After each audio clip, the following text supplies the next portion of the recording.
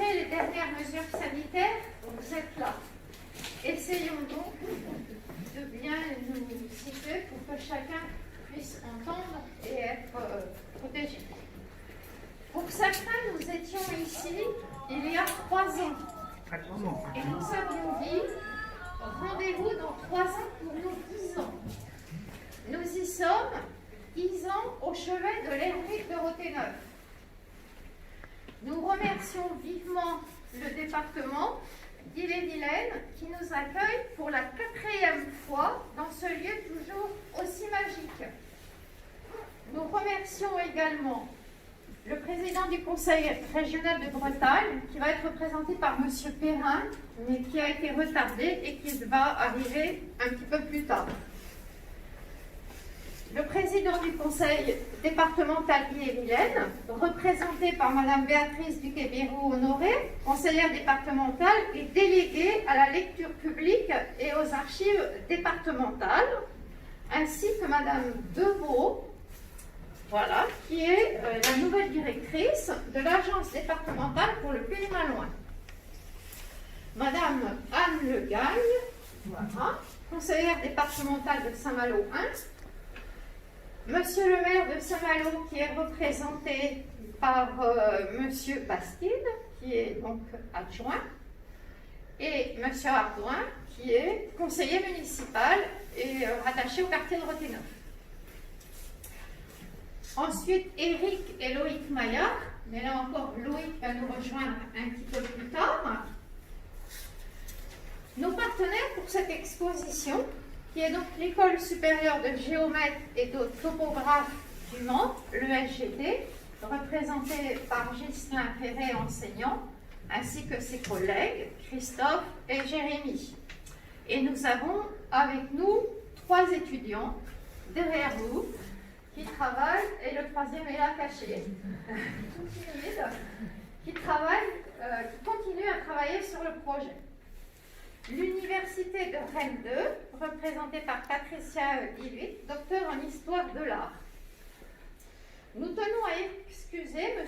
Jean-Luc Bourbeau, notre député, M. Vincent Lagoguet, sous-préfet de Saint-Malo, Mme Sourdrille du département, Monsieur Mailleux, président du pays de Saint-Malo, le docteur Jean-Baptiste Barrault du CNRS et Monsieur Baptiste Brun, collègue de Patricia à l'université.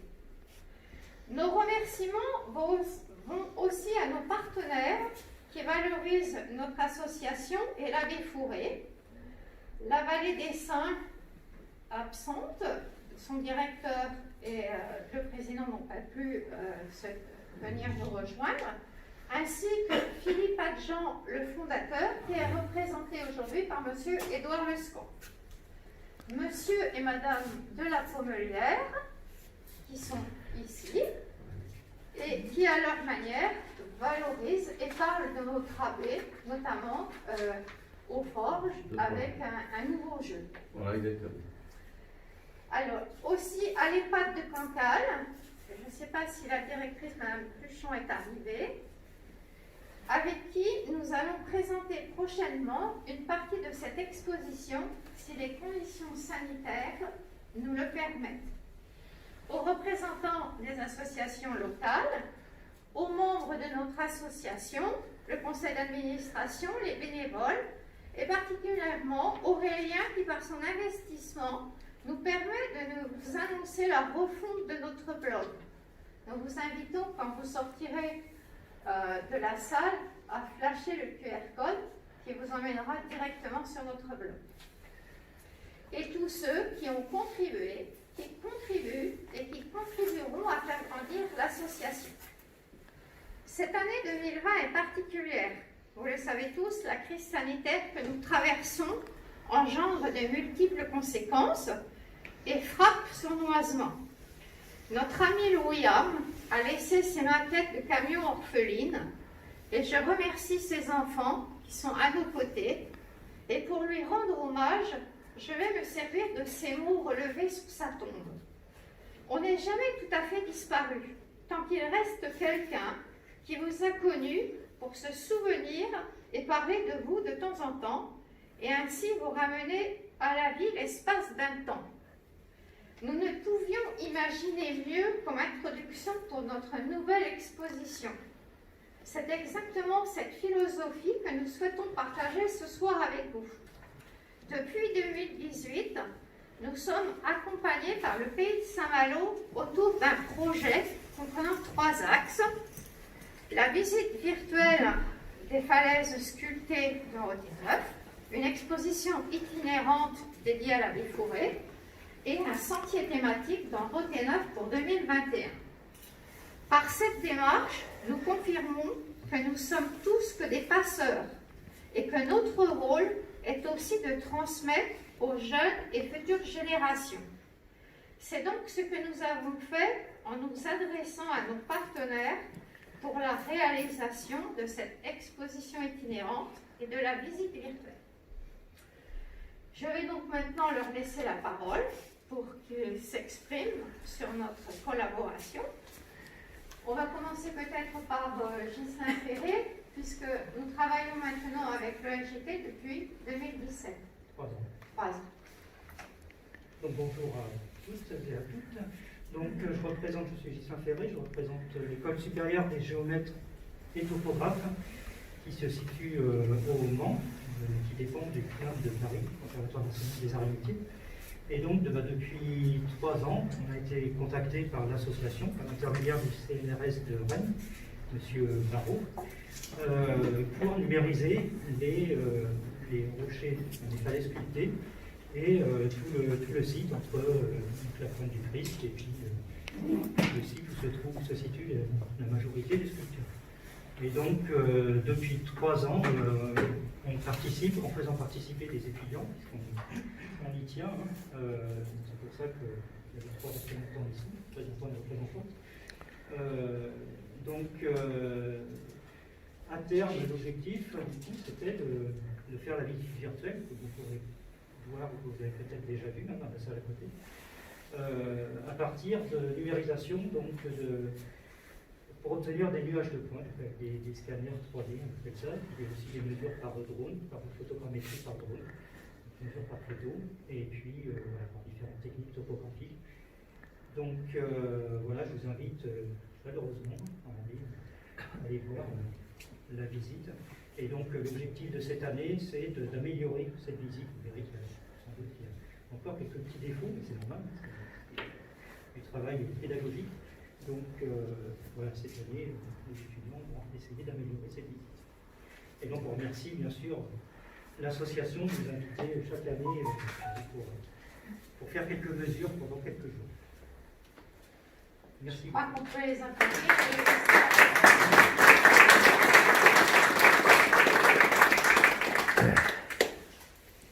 Patricia. Merci Joël, bonsoir à toutes et à tous.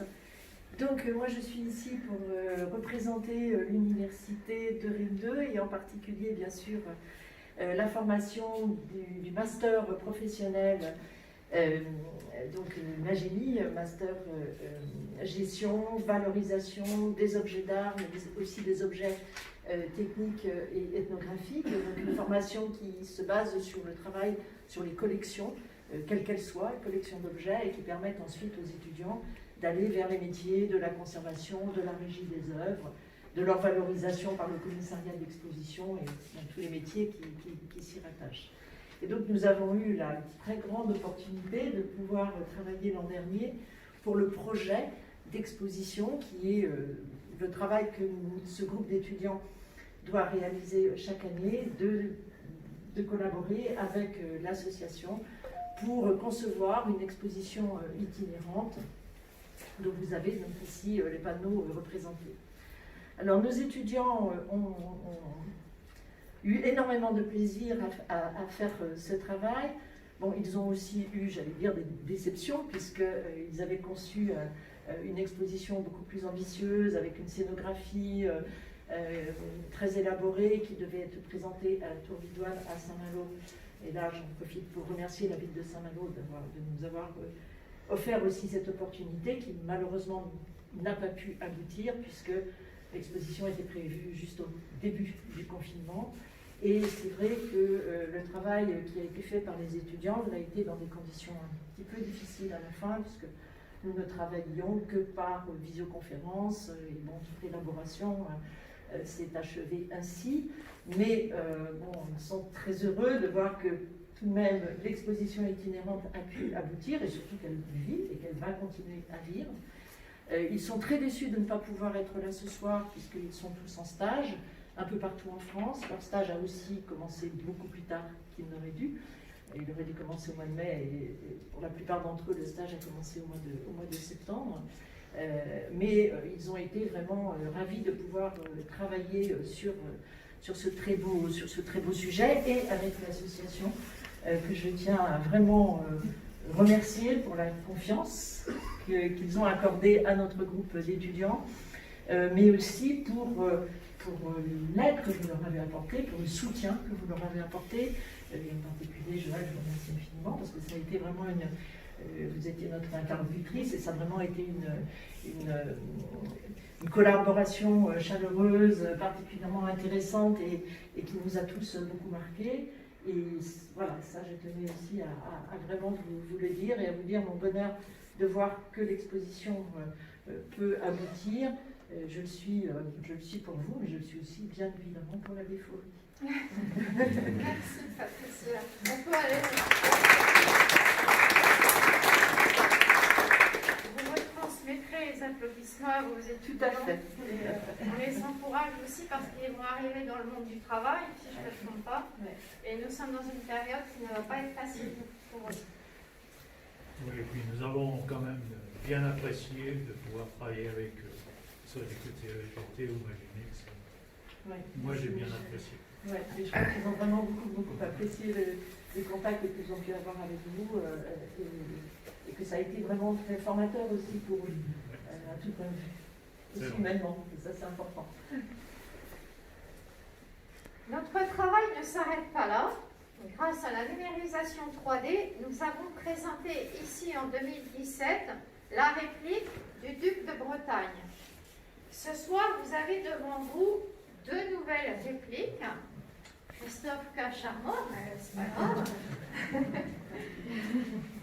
Et donc, ici, nous vous présentons Armor avec ses couleurs pour symboliser la peinture que l'abbé Fourré a posée sur ses sculptures après chaque hiver. Et à ses côtés, nous avons le monstre de l'Apocalypse. Je vais vérifier si Loïc est arrivé. Non, on l'a pas Pas vu. encore. Pas encore. Donc, on reprendra si vous voulez bien, on l'excuse parce qu'il avait aussi son entreprise et il nous avait prévu qu'il serait un petit peu en retard. Mais on le laissera nous expliquer la réalisation du monstre de l'Apocalypse, puisqu'elle lui est bien personnelle et qu'elle appartient à l'entreprise Maya. Avant de vous donner la parole, mesdames et messieurs les politiques, je voudrais terminer cette présentation en vous parlant de nos créateurs brétiliens. Si l'abbé Fourré est qualifié d'incunable de l'art brut par un inspecteur du ministère de la Culture, tous nos créateurs ne peuvent pas s'y rattacher, mais leurs œuvres sont tous aussi remarquables. En Ille-et-Vilaine, et sont présents dans l'autre salle qui est là-bas au fond, l'univers de Jeanne de Vidal à Saint-Lunaire. Bien évidemment, nous tenons à rendre hommage à Louis Ham avec ses maquettes de camions américains. La maison de Pierre Pilon, qui est située à Saint-Malo. Et cette présentation de la maison de Pierre Pilon, elle avait été décidée bien avant, puisque nous devions, comme l'a dit Patricia, présenter cette première exposition à la Tour Bidoine. Et il était prévu de présenter la maison de Pierre Pilon plus en détail dans la mesure où elle est souvent attitrée à Odorico, alors que c'est bien une réalisation de Pierre Pilon. Fernand Chappé, les automates de Saint-Colomb, Rémi Rideau et ses maisons en carton, Henri Honnet et sa ferme miniature, Jean Grard et ses girouettes, ainsi que l'abbé Quémeret, que vous pourrez découvrir sur les panneaux ici de l'exposition itinérante. Certaines œuvres survivent Après le décès de leur créateur, d'autres sont dans des musées ou des collections privées, mais certaines disparaissent. Le rôle de notre association est aussi d'anticiper et d'apporter un soutien aux héritiers, quelquefois désemparés par manque de connaissances, pour que perdurent toutes ces œuvres qui comptent pour un territoire. Le palais idéal du facteur cheval dans la Drôme en est le meilleur exemple. C'est aussi notre souhait pour notre territoire. Voilà, vous l'avez compris. Mesdames et messieurs les politiques, eh bien, je vais vous laisser la parole. Donc, peut-être, puisque nous sommes accueillis par le département, Madame Guillet-Perrault. Bonsoir à toutes et à tous. Alors effectivement, je commence à vous souhaiter une bienvenue, bienvenue dans ce lieu, le sémaphore de la Pointe du Grouin à Cancale, qui est un bâtiment départemental situé au cœur du site ENS de la Pointe du Grouin qui accueille près de 600 000 visiteurs par an. La salle d'exposition du sémaphore a été inaugurée en juillet 2017 et elle permet d'accueillir plusieurs types d'événements, animations locales ou réunions, mais il s'agit surtout d'un lieu d'accueil pour des expositions en lien avec les priorités du département en termes d'action culturelle ou d'environnement littoral et de biodiversité. L'ambition est de pouvoir proposer à terme au grand public une programmation annuelle. L'agence du Pays de Saint-Malo en assure la gestion. Et j'en profite pour vous présenter Madame Devaux, qui est la nouvelle directrice de l'agence de Saint-Malo. Elle est arrivée il y a un mois, tout juste. Chaque année, une exposition estivale est présentée, menée le plus souvent conjointement avec les archives départementales. Cette année, par exemple, le sémaphore a reçu l'exposition Bleu Pétrole, le scandale à Moko, du cycle Bande dessinée et histoire, qui relate le naufrage du pétrolier Amoco Cadiz en 1978, en s'appuyant sur la bande dessinée de Gwenola Morizur et Fanny Montgermont. Il y a eu 3000 visiteurs. Ce nouveau lieu d'exposition permet également d'accueillir tout au long de l'année des artistes locaux ou des associations partenaires du département sous la forme de mise à disposition simple de la salle d'exposition et ou d'une résidence d'artistes. Ainsi, par exemple, l'association La Source, qui a présenté en 2018 des œuvres réalisées par des enfants lors d'ateliers créatifs, ou encore l'artiste Yann Bagon en 2019, qui a pu réaliser un travail de recherche en se basant sur le site